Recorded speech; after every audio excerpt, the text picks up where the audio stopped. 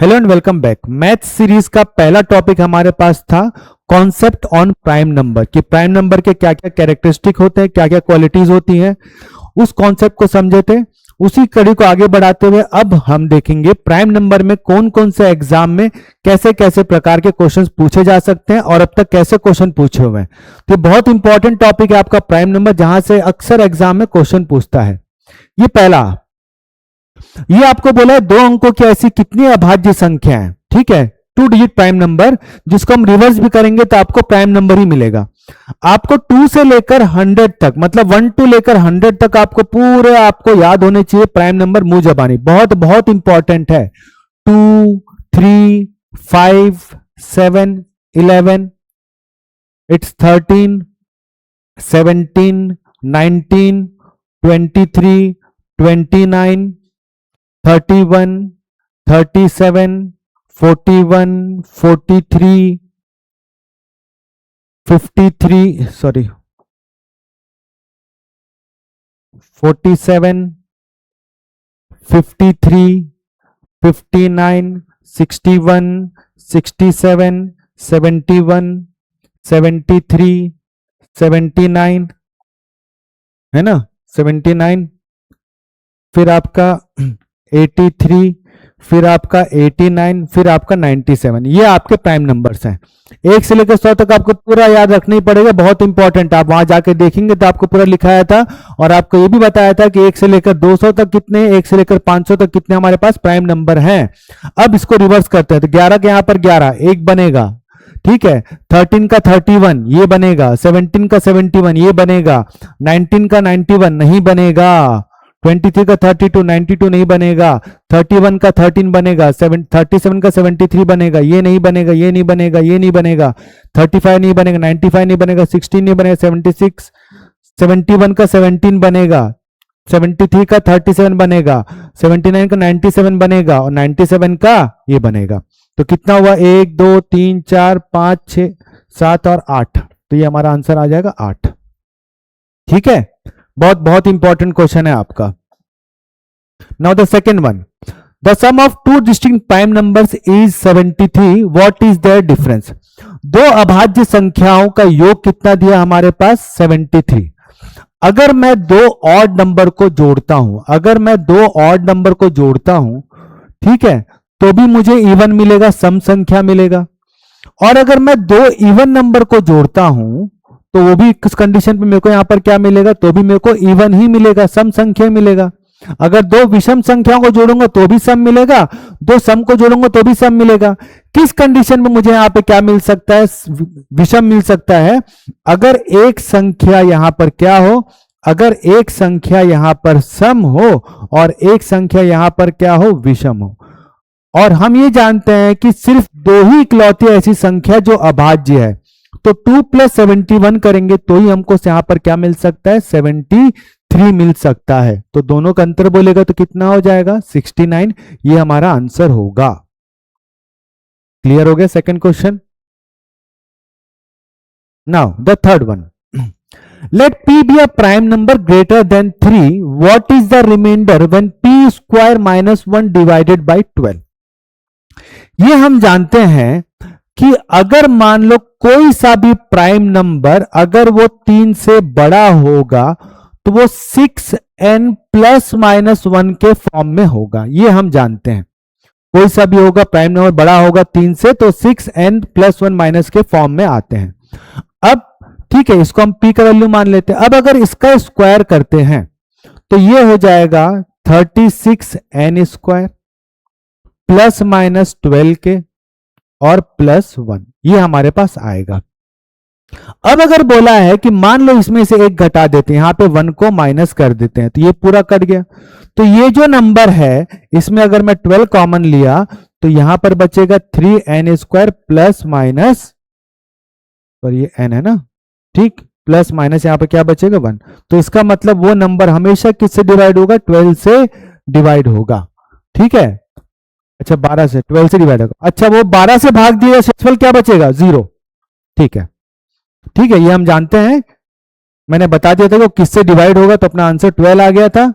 और शेषफल अगर मान लो 12 से डिवाइड किए तो शेषफल कुछ बचेगा ही नहीं। ठीक, अब दिया है P और Q दो अलग अलग अभाज्य संख्या हैं और P और Q का मान कितना दिया 36, तो उनके गुणनफल का अधिकतम मान क्या, अधिकतम निकालना। सबसे पहला काम 36 को 2 से डिवाइड किए तो भाई कितना हुआ 18, ये सबसे पहला काम हमने कर लिया। हमको दो प्राइम नंबर खोजने जो 18 के नजदीक में है, तो एक हुआ 17 और एक हुआ 19, दोनों को प्लस करेंगे तो हमको मालूम चल गया कि कितना 36 आ रहा है। दोनों को मल्टीप्लाई किए तो 340 माइनस 17 है ना, 340 माइनस 17 तो कितना हो जाएगा 323, अगर दोनों को मल्टीप्लाई किए तो ये हमारा आंसर होगा। अगला आते हैं, इस कथन पर विचार कीजिए, तीन अलग अलग अभाज्य संख्याओं के घनों का योग हमेशा क्या होगा, विषम होगा। ठीक है, तीनों के यहां पर क्या होगा, हमेशा क्या होगा, घनों का विभाज्य हमेशा विषम होगा। तो अभाज्य संख्याओं का कौन सा समूह बन सकता है। अब अगर सपोज अगर मैं ये बोला कि अगर मैं दो विषम संख्याओं के वर्गों को अगर मैं जोड़ता हूं, अगर मैं विषम संख्या, दो ऑड नंबर है, अगर मैं दो नंबर के स्क्वायर को जोड़ता हूं तो मुझे रिजल्टेंट यहां पर क्या मिलेगा, सम मिलेगा, तो वो तो पॉसिबल है नहीं। तो मुझे क्या करना पड़ेगा, ऐसी तीन संख्या जिनके वर्ग को अगर मैं जोड़ूंगा तो मुझे यहां पर विषम मिलना चाहिए, मतलब तीनों की तीनों संख्या क्या होनी चाहिए, विषम होनी चाहिए। और यहां पर इसमें क्या है, सम संख्या दो उपलब्ध है, तो ये तो हो नहीं सकता, तो एक ही ऑप्शन बचा है, वो हमारा 3, 5 और 7।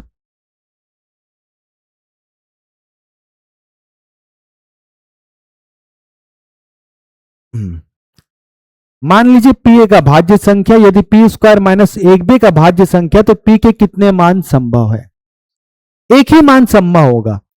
क्योंकि अगर मैं P को अगर मैं विषम संख्या लेता हूं और अगर विषम संख्या के वर्ग में से एक को घटाया, अगर मान लो मैं सपोज 3 लिया, वर्ग को घटाया तो ये 8 आया, 5 के वर्ग में से एक को घटाया तो ये 24 आया।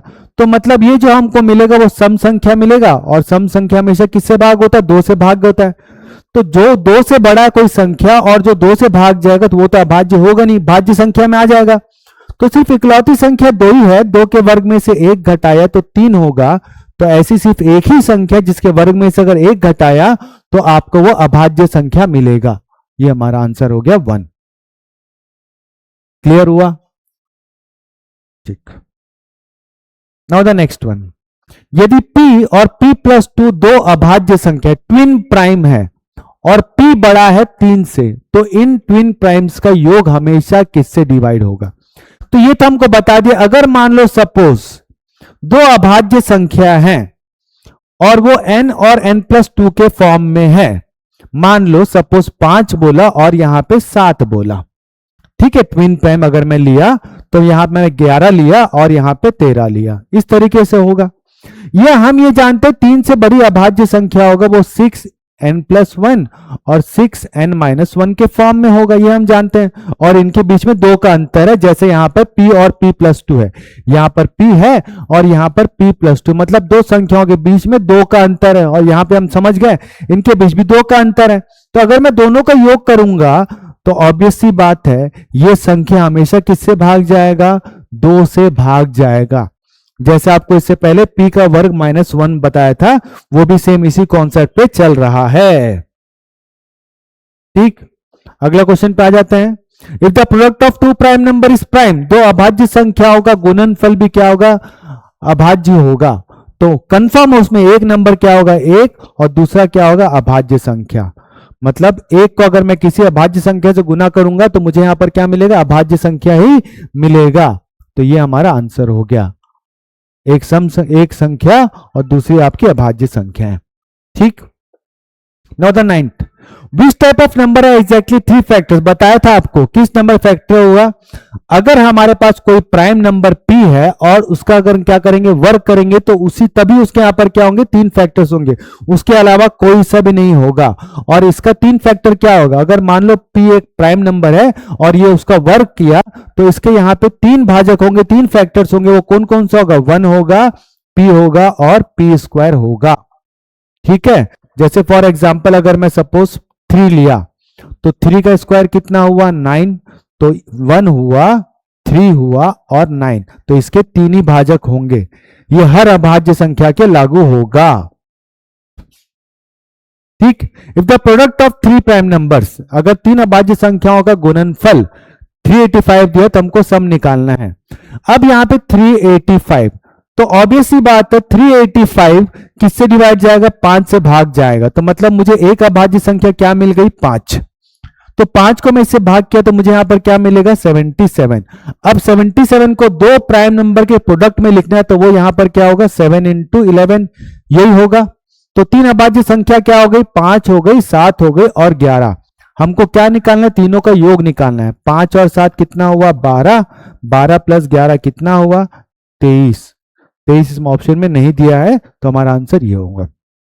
तो ये था हमारा प्राइम नंबर का एग्जाम में पूछने वाले जो क्वेश्चन है वो आपका पहला वाला लेक्चर देखिएगा, वहां प्राइम नंबर कॉन्सेप्ट क्लियर हो जाएंगे और उसके बाद इस एमसीक्यूज को सॉल्व करिए, क्योंकि प्राइम नंबर बहुत इंपॉर्टेंट फैक्टर है, आगे जाकर कोई सा भी कॉम्पिटिटिव एग्जाम देंगे। मिलते हैं अगले वीडियो में, तब तक के लिए थैंक यू।